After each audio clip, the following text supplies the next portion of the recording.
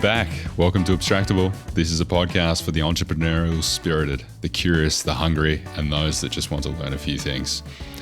We distill down the ideas from the world's best thinkers in business, startups, psychology, society, you name it. And today we're talking about food. And from two different documentaries on Netflix, The Last Magnificent, featuring Jeremiah Tower, and The Chef's Table, an episode focused around Francis Mallmann.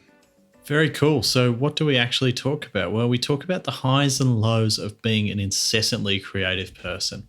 And we talk about the process in all that of creating yourself. And we sort of explore the idea of, well, why are fine food chefs so interesting to learn and watch? And so why have we bothered? Well, I guess the point is it's to delve into what creativity means and to learn how to bring it into your own life. So don't forget you can find full video from episodes on YouTube and check out our website too at abstractable.co. And lastly, if you enjoyed it, we'd appreciate it if you shared it with someone else. Cheers. I think it's Vaclav Smil's book, Growth. And it's one of the ones that Bill Gates loves, and it talks about how things grow. Right. Is it similar to scale, or is that what it's about, like scaling? It's along that journey that I've been taking down, complexity, scaling, and now I'm trying to look into this kind of idea of growth as how things grow. It's quite an interesting topic. So hit us up with that's something. That's what I'm reading. Well, how do we grow, Lockie?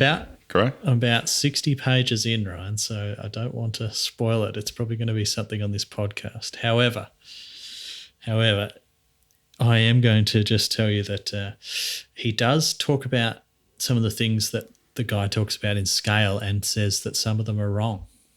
Ooh. Around the way that things scale in a 3/4 exponent, which means that a lot of biological life scales at that rate. So like sort of it scales at a similar rate whether you're a shrew or an elephant.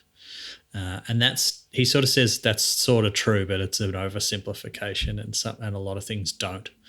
And I was like, okay, a little bit of disagreement here. That's good. So This is good. It's quite a technical book too, so it's not the sexiest thing to talk about here, but I think we can turn it into something interesting once we've both read it. You reckon you can sexy it up for us, Lockie? Pretty much can do that with most things, mate. So I'm sure I'll be able to handle that book as well. So, geez, that's terrible. Well done. And I know because of Zane, that's going to make it into the episode too. Yeah. Thanks, Zane. Thanks for leaving that in. That's it. So is it? Yeah. Talk to me. Talk to me about something else besides me sexying things up. Well, I think it was a nice little interlude to today's episode, mate. Which is it's actually we're making food sexy. That's what today's episode is about. So we're talking about a collection of documentaries centered around, two of them are centered around food and chefs, and the other one, which gets a couple of mentions, is around jazz music. So we're talking here about Jeremiah Tower, which is The Last Magnificent on Netflix.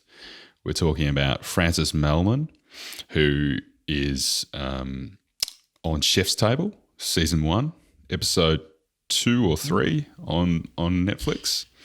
And we're also talking about, we'll get to brief mention throughout, was a bit of Miles Davis, because we couldn't resist the urge.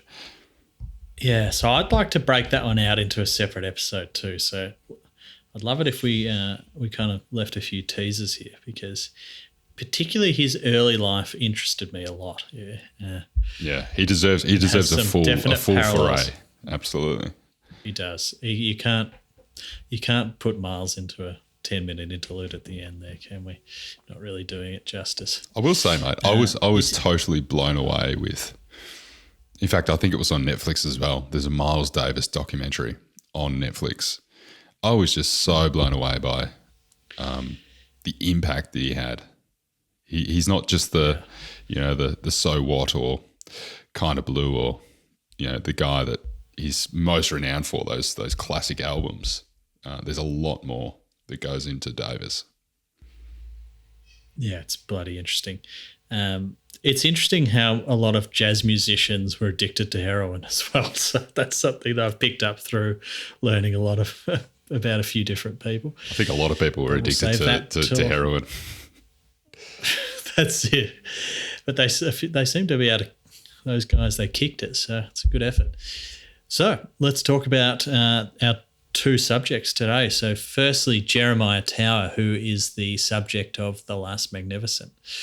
He was born in 1942 in Stamford, Connecticut, and he had a very, very interesting and unique upbringing. So strange. He was, maybe not in a good way, but quite magnificent. He was the son of an international film sound equipment company managing director. And all you need to know from that is that he came from extreme affluence. And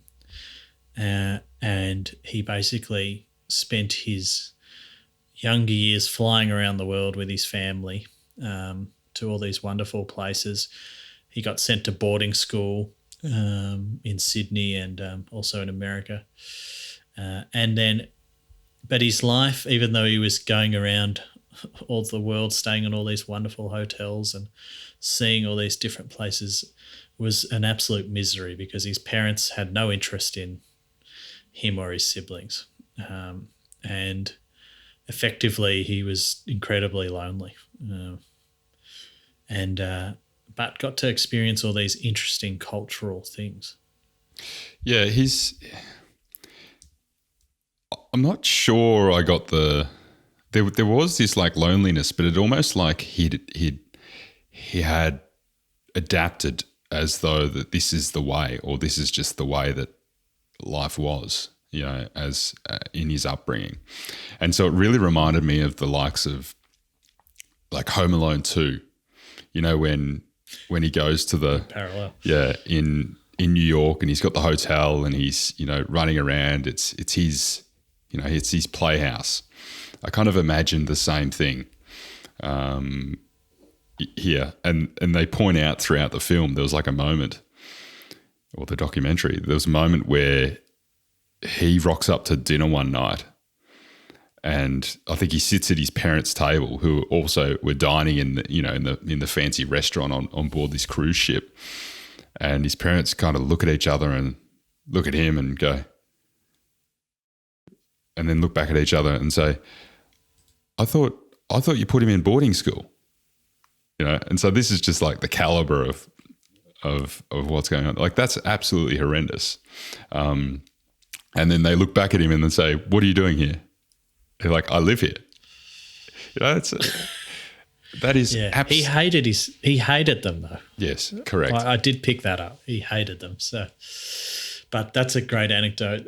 It's just, imagine that. But like all good rich people from that era do, he went to Harvard. So he actually graduated with a master's degree in architecture. And when he was in school, he designed this wonderful underground city as part of his works that everyone thought was crazy. And it was probably a little bit of a I don't know what you call it, a sign of things to come around his rebellious streak. I think he's naturally eccentric because of his upbringing. He knew nothing but the opulent, grand ballrooms and restaurants and things on these cruise ships and hotels. That was that is the way he saw the world. Yes. So he got to the end of that, and then I think his grandfather died or something of the like happened, where he no longer had a check coming in each month and had to find a job. And some of his college friends said, well, look, you always throw these wonderful parties. Why don't you try being a chef, And he was a very good cook by this stage. He was fascinated by food and was a real, I suppose, he studied food. I thought that came through his childhood. He studied menus and food, and he understood it all, and he loved to cook.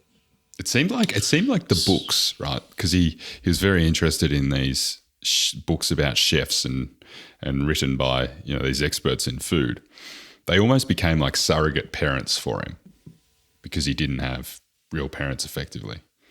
That's the vibe I got from what we were watching, and it was like they were his mentors and guiding him through how to think about things and think about the world. And so that this fascination with food really grew from that.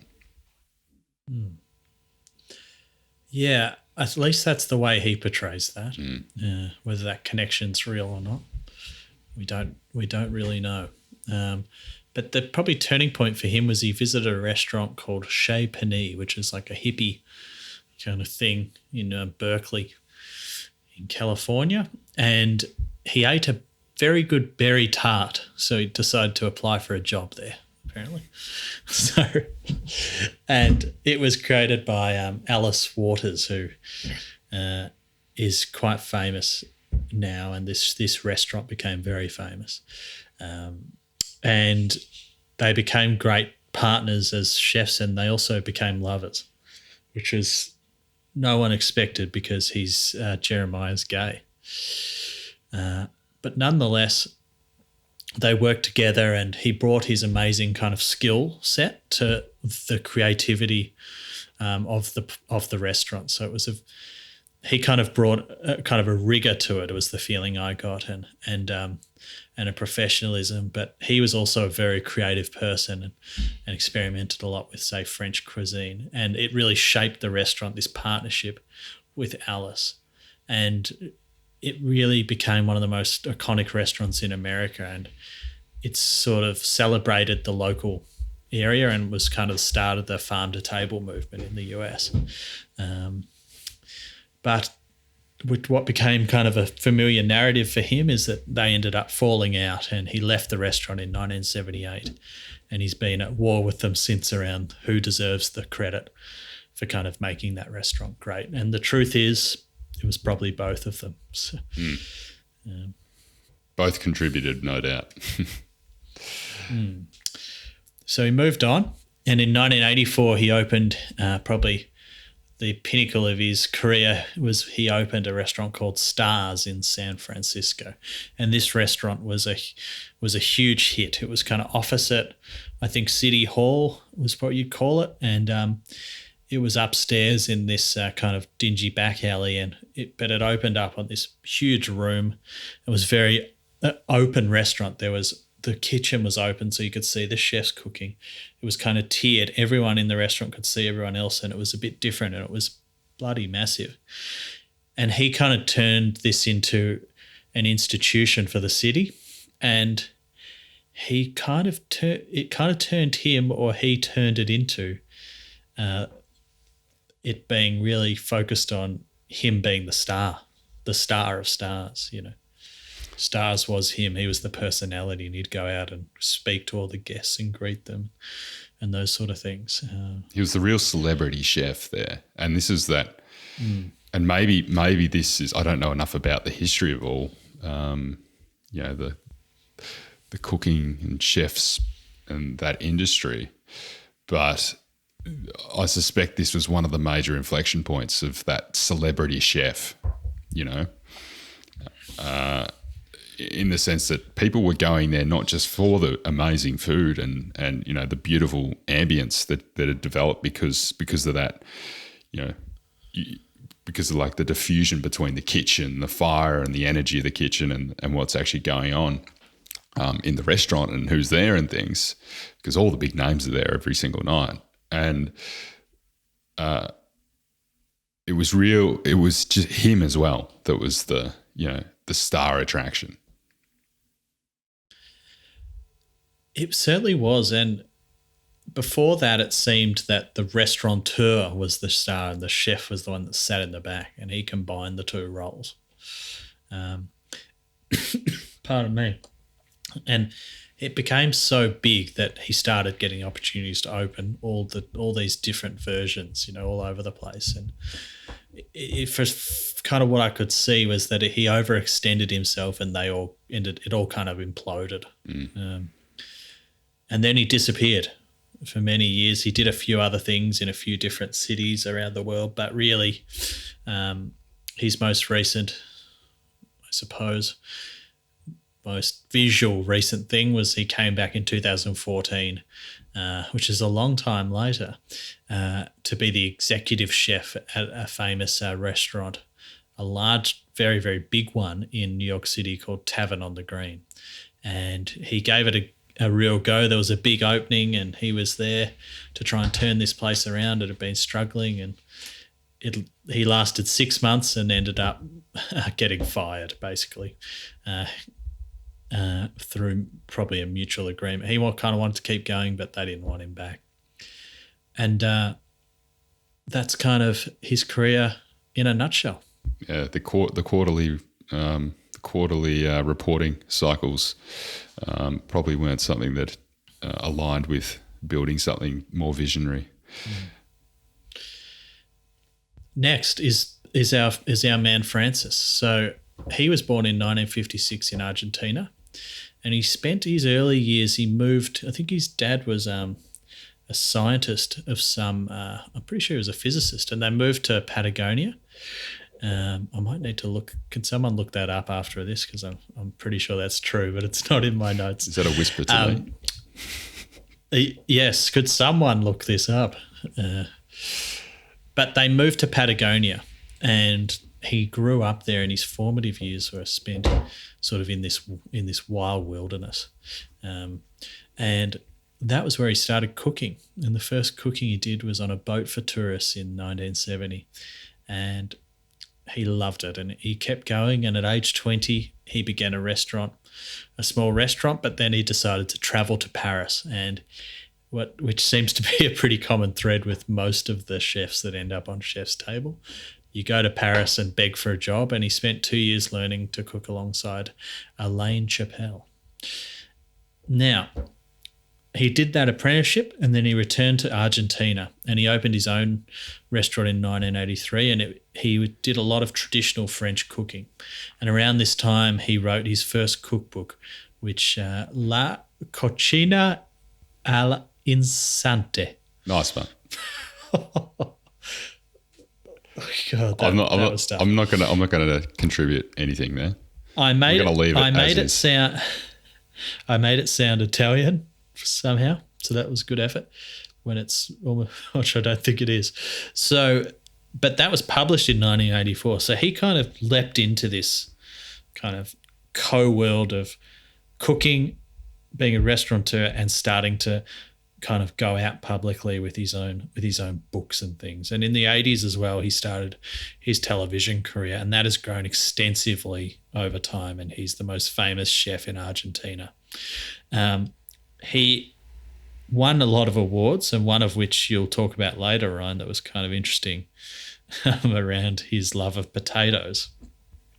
But all you need to know now is that he grew in stature over the years. He closed his restaurant, and he started cooking on open fires.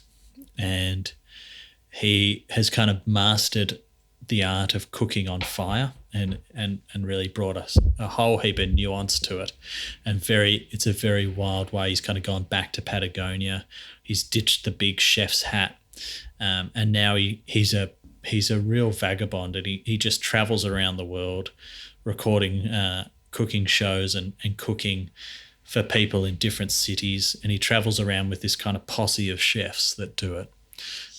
He's also had quite an interesting personal life where he's got 5 children from other relationships apart from the lady Vanina Chimeno, who is his wife now, and they only spend part of the time together, and the rest of the time he spends kind of on his own in the middle of Patagonia or with his band of chefs traveling around. And so he lives a very nomadic lifestyle, but unlike Jeremiah, he's managed to kind of keep his celebrity and I suppose popularity and success in a professional sense going and growing. Yeah. So what do you think of his way of life, Lockie? Well, I think we've mentioned this in 2 other episodes already, so that's why we kind of wanted to do a whole episode on, at least, well, half an episode on Francis. But his life fascinates me. It's not a life I would want, but it feels like a very free life. And I think that he's kind of spent his whole life trying to figure out who he is, or create himself, perhaps, if you are more of a Dylan kind of person in that sense, as we've talked about in other episodes. And he seems to have gone from pure imitation to creating a whole new him, you know. And but in doing that, it's very authentic, because he's gone back to how he grew up and tried to rediscover the roots of kind of his native country, and kind of forged his own path. Whether you kind of agree with he seems like he's had some trouble in relationships, and also that he's a very restless person, and I think it's a little bit hard to tell whether that's something he's running away from, or that's just what he wants to do, and he's not afraid to kind of follow that. Yeah, the feeling that I get from him, his work, the way he lives his life, and even just the manner that he goes about talking, and how he seems very comfortable in his own skin. He seems very comfortable in the way he goes about life. And when you watch certainly this documentary, that's very obvious. And so I really think he's living a very authentic life, and we might see that as, you know, relationship trouble, for example, or, you know, that he might be trying to escape or run towards things, but I almost feel like he's come closer towards what it is that he is, in that sense, and particularly because he's sustaining that relationship that he's got with that woman. They kind of live together for 1 week every month, and then spend 3 weeks apart, which is, you know, for most of us a very, very strange thing. It's certainly not the paradigm, but it seems that's the way that they operate. And they both seem very happy when they, you know, again, this is a documentary and this is on film, but they both seemed very happy on that, you know, on that stage with the child. So I don't know. Yeah, I tend to agree with you, though I can't be 100% sure. A friend of mine watched this and thought he was really creepy. So it's kind of in the eye. I didn't get that feeling, but it's in the eye of the beholder in a way. I think the creepiness probably comes because I think his partners, should be at least a decade, maybe 2 younger. that's probably where the creepiness comes from. So I can see that. Sort of Jagger-esque there. Yeah. So why did we put these 2 together? Yeah, I think so. There's a couple of reasons. So one, we want to talk about this authentic path that we've started touching on already, Lockie. And then the other bit is this world of food and chefs and the fascination with that world. So starting with the first one, for me, both of these guys, whilst, you know, maybe they do have some of these, you know, their own insecurities, and, you know, we might look at Tower as being, you know, Jeremiah Tower as maybe being lonely, and he does make some comment about there is a part of his life that is a loneliness, but they also seem to have followed a very authentic path, and they seem to have continually been looking for that. And so that's the thing we want to take on here is that authentic path. And then so what comes with that authentic path? I think one of the standouts is not just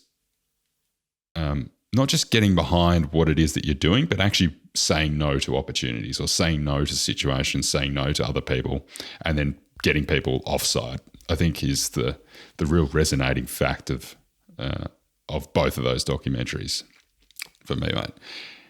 Because you can't do everything.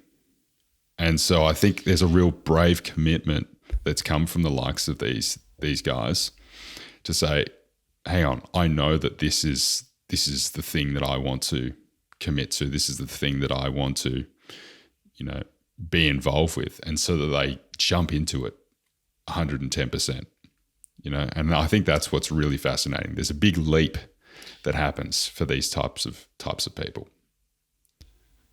It's an interesting point. So effectively you're saying that it's as much about what you don't do as what you do. I think that's exactly right. And this probably is somewhat contrary to our conversations we've had around range, for example. Can't even recall what episode number that we spoke about that book, but there's been quite a few conversations around the idea of the generalist. And to some degree, I actually still think that these guys are generalists because they're quite worldly, they're quite knowledgeable about many different things. It's just that they are very much experts in their domain, very much experts in this one particular thing. And so that really shone to me. So in what way does saying no allow them to be that expert or find, because we're technically talking about two people who've found a lot of new, Jeremiah in particular seems to be someone who's found a lot of new things or created a lot of new things. And perhaps Mallmann is too, but maybe slightly differently. In what way does saying no allow you to be creative? Yeah, I think maybe part of the no is let's also expand that slightly to being disagreeable. So not just agreeable, Yeah. So being disagreeable and saying no, but it's not just saying no for the sake of saying no. Typically, they're saying no for the pursuit of a vision, because I think both of these guys are quite visionary. They see something in the distance and they want to go for it. They want to chase it and track it down. And so a lot of their, you see that in Stars, when he created Stars and the vision that he had and wanted to build out of that. I think you see that for why he failed at the tavern. We're talking about Jeremiah Tower here, obviously. The tavern, I just don't think there was sufficient time, and I don't think there was sufficient backing behind the vision that he wanted to create at that place. Again, I know very little, but that's my hunch about what that situation was. You see Mallmann doing the same thing. He won the award. I can't recall what the award name is. He won an award that he had to fly to Germany for and to accept. And it's a prestigious award. It's the white tablecloths. It's the big high chef's hats and all this stuff. And this was after he'd had a realization that he was becoming one of those like obnoxious, arrogant chefs. And so he'd already had this internal, awakening happen, and he decided that he was going to basically completely change the approach which people were taking at this big cook-up event. So the chefs normally come in, they put on this multi-course dinner service for all these well-to-do people, and it's a big event. He receives an award, and they're all happy and wait till next year for the next one. What he did was he decided that instead of candles and fancy, all these fancy plates and cutlery and everything else, he's going to take across, I can't remember how many tons it was, but it was tons of potatoes, and just throw them on the tables. And then obviously, that's the not only a presentation item, but they're actually going to cook with those potatoes. So they're really bringing this like authentic, ingredient from South America across to Germany as part of this award. And it was a real kind of storytelling thing. But I can't remember what the name of the person is that runs the You can restaurant. imagine a pile of potatoes on this table. And they weren't washed, mate. Huge pile of potatoes. And then everything in the meals was made out of potatoes. Yeah. And is it the maitre d' or something? Anyway, the whoever runs this hotel and runs the event were just like, you cannot do this. You know, this is like absolute blasphemy. So they brought potatoes, like they smuggled these potatoes in all their suitcases and things because his team came across as well, and basically, you know, did it anyway, and just forced their way through to create this thing, and end up being a huge spectacular event. And so they're able to, these types of people are able to be disagreeable in pursuit of their vision, which also comes with a risk because sometimes it may not pay off. Or maybe if you're not able to execute the vision, then, it would look terrible. Because if you kind of half-assed that potato thing, or the food wasn't quite up to the standard, or something was a little bit off, the whole thing would have just fallen like a house of cards. Yeah. Yeah. Yeah. I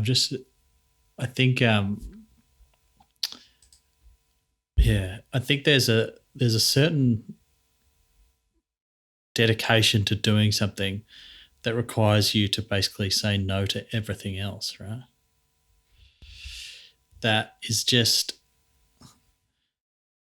it's as much about you're actually choosing a tiny subset of what to go after. So that means you do have to say no to a significant amount of other people.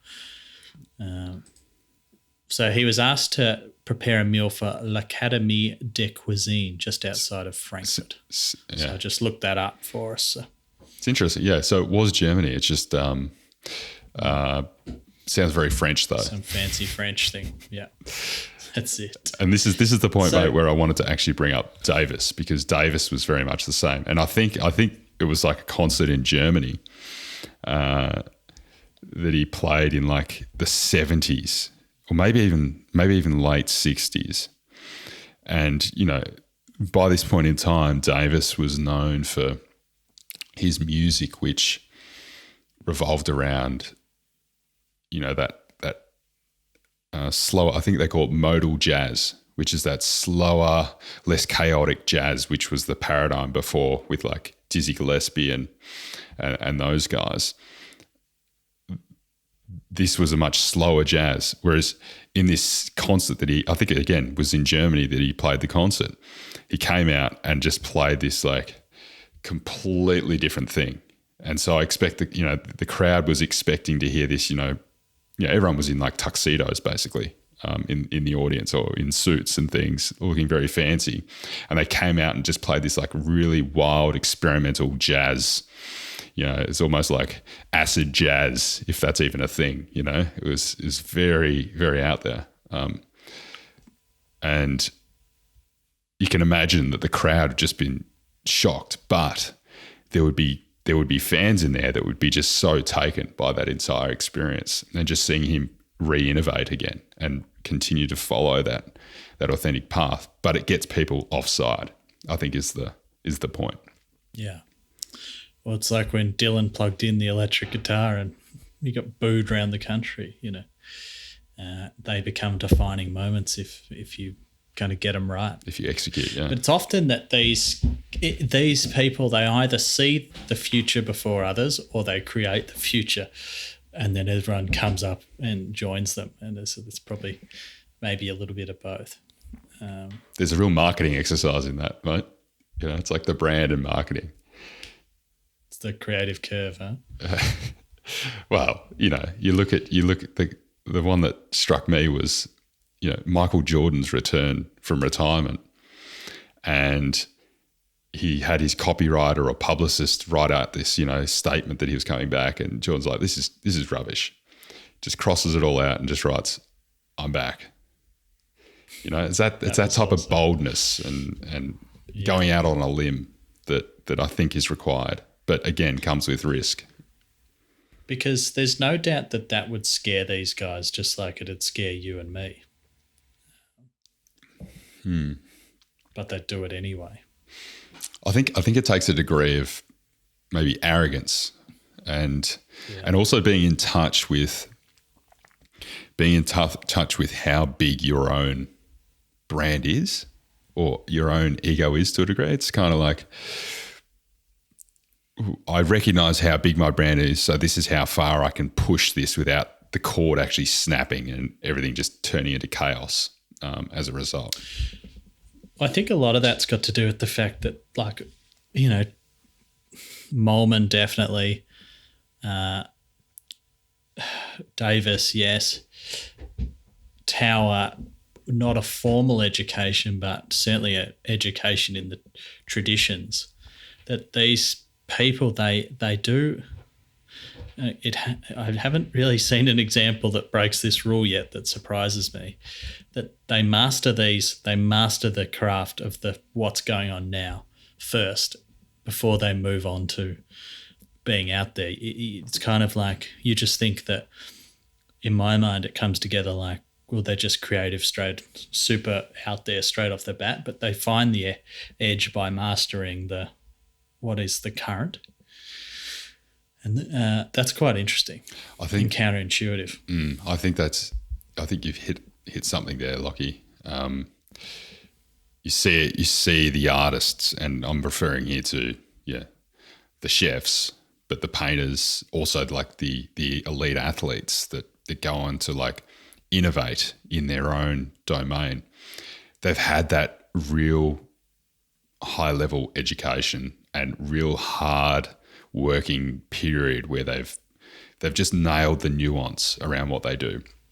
And then they're playing on a whole different level. They're playing in these depths that not everyone else is playing in. So they start tweaking things in those depths and start playing around with different things. Like Jordan had a crazy, not just his work ethic, but his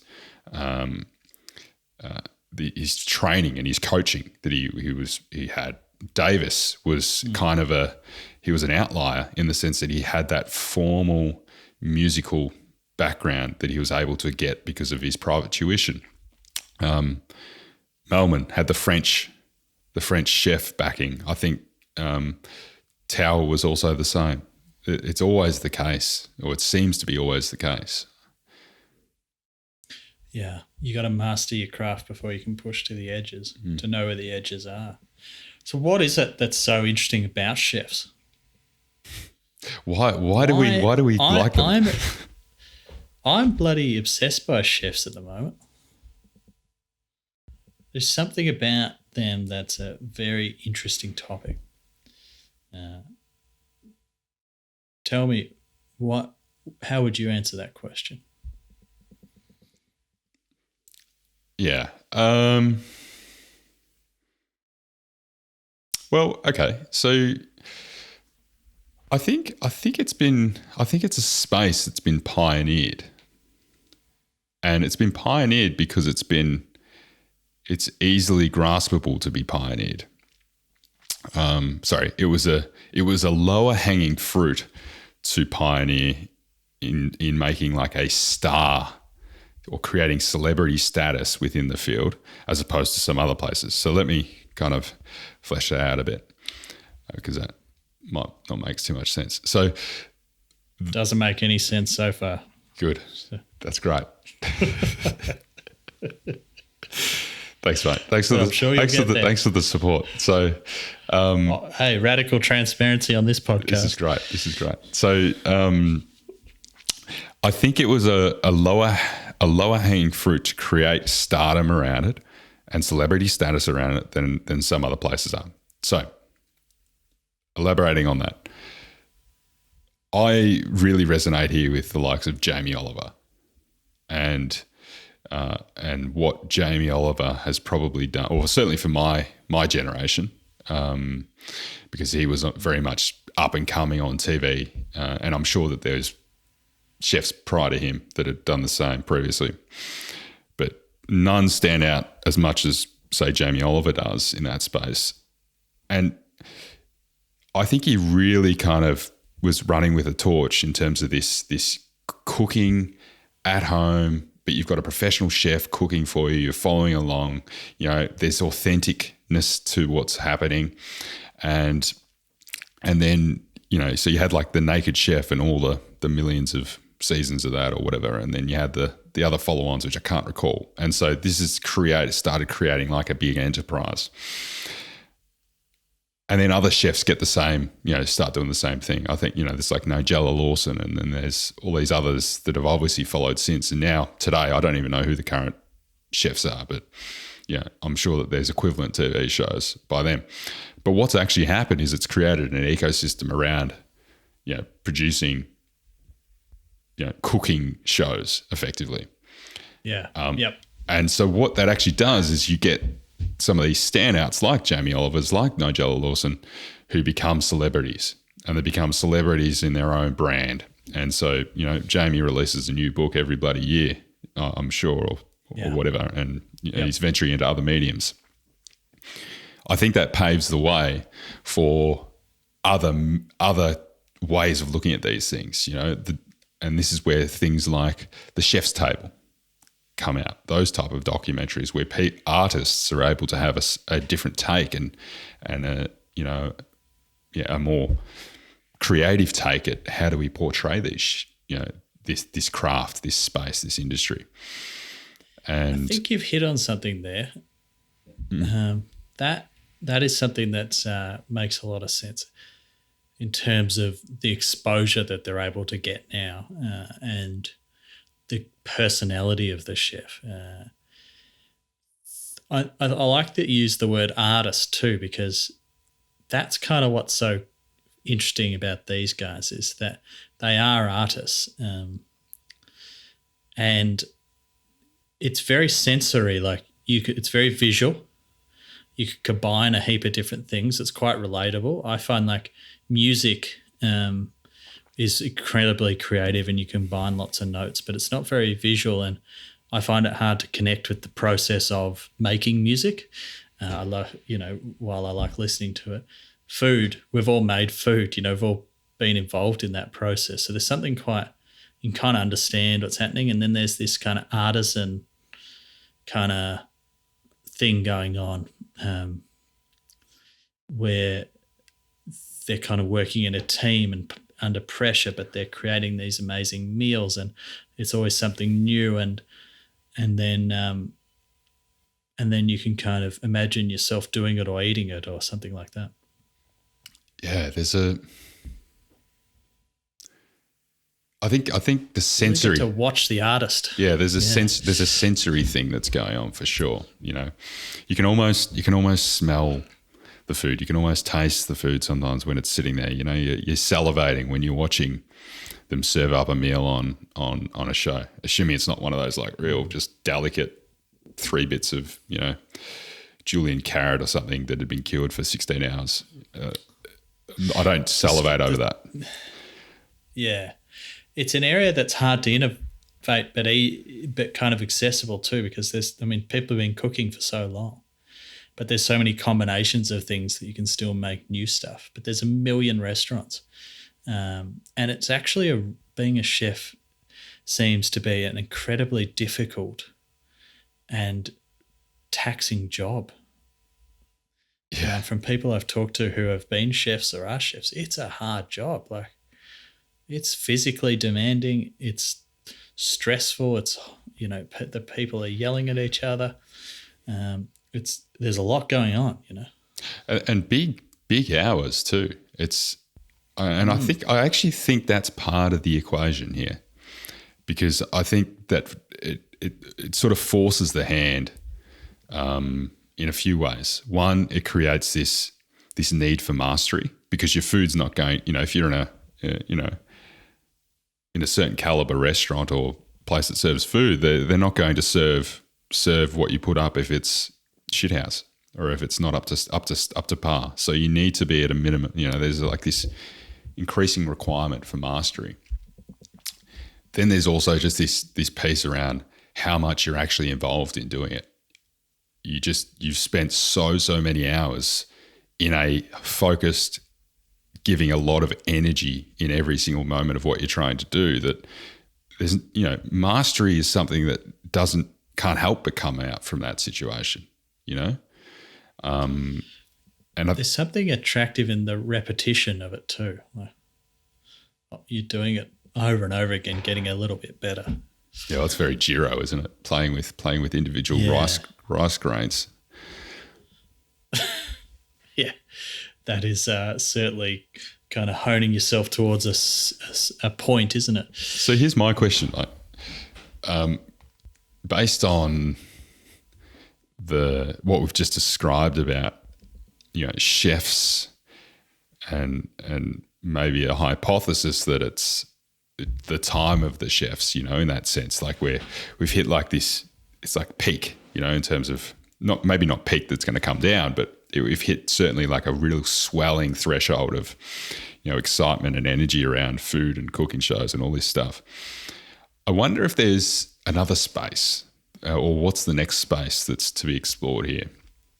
And, some ideas that kind of popped into my mind was like, are tech entrepreneurs kind of going through a similar thing? I don't know.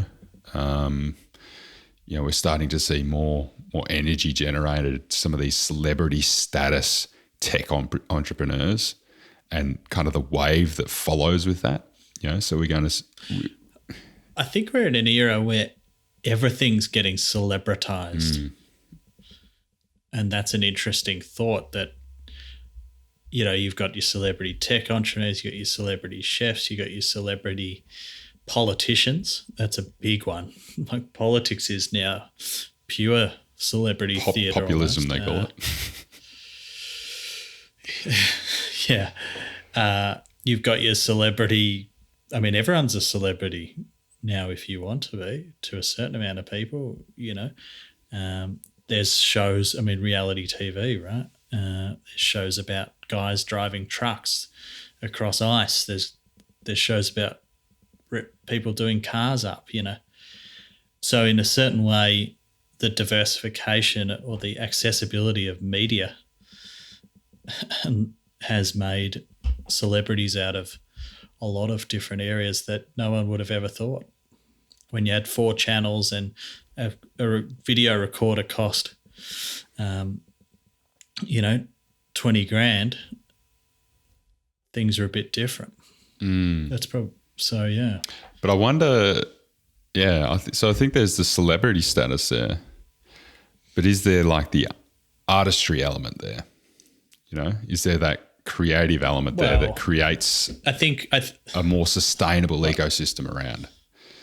Well, I think it depends. Like you've got, if you take restaurateurs and chefs, I'd say 98% are cooking meals for people to eat. And then the 2% we see on these things are doing these creative pursuits. So Good I think that there. most areas would be like that, So like there's certain things you can't be super artistic with, like, I imagine long haul trucking being one of those, but reality most things TV probably being another. You could probably get pretty creative. I reckon there's some creativity in that, but you do? I do, yeah. Well, it is an innovation itself. Didn't exist, and TV had been around for 50 years or something, hadn't it? So just because it ain't fancy, but it's still innovative, I think. Yeah, so, I guess you could talk about it that way. Maybe it's not fine. It's not fine. I'll leave it. I'll leave it as a maybe. Okay, I'll convince you one day. But yeah, I tend to think that most things can have like the arty end and the other side. So. Yeah. And then you can blend the two, and you can get art from the mundane too. Like maybe you might say that some of the street artists did that with the way they repeated prints and things like that. That's kind of creating art out of something that isn't. The ice road trucker thing that the trucker thing that you mentioned, I think there's something interesting in that, because the artistry is on portraying what's going on. And yes, there's some, definite, skill and mastery of actually driving those trucks, but I think there's a lot more limited environment to play in. There's a lot fewer combinations that can occur in terms of, you're driving on this bit of road or ice versus this bit of road of ice.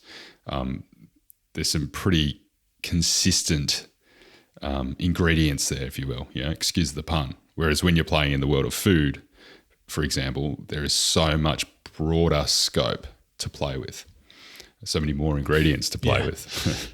Yeah. It's combinatorics, rolling it out 2 episodes in a row. Whoa. Making up words 2 episodes in a row.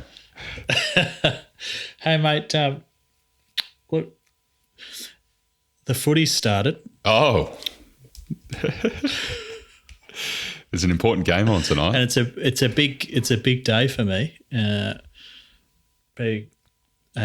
I don't know why I'm so obsessed with sport, but I am. So it's a big game. Richmond is in one of the finals. So. AFL, we're referring to here for our international listeners, or Australian Football League. So we may have to give us some closing thoughts. Yeah, well, I think we're pretty well there. Other than I hope that actually, I don't hope the Tigers lose because I probably prefer that they beat Port, but my team's not in it, so I've got less interest, Lockie. Well, my closing thought is like I think we delved into some interesting areas there because we kind of started talking about specific people and I enjoyed weaving it through the food journey, and then it's got us out to an interesting other side of that tunnel where the idea of what makes something that's relatively mundane artistic and then it's an interesting thought that you can do that to a lot of different things that you didn't think about. I'd like to explore that further. Yeah, I think we've got to the place of what we're going to use as the word as being essence. And so I'd be interested to explore, once you've found what that essence is, what can be done with it. So, well, let me pose this to you. I propose that we do a second episode, and this one is going to be a combination in my proposal of the Miles Davis documentary and the John Coltrane documentary. We'll take this into music and weave these themes through it and answer the essence question in the next hour-long episode. Oh, good little hook, Lockie. Let's we'll see you in the next episode. See ya.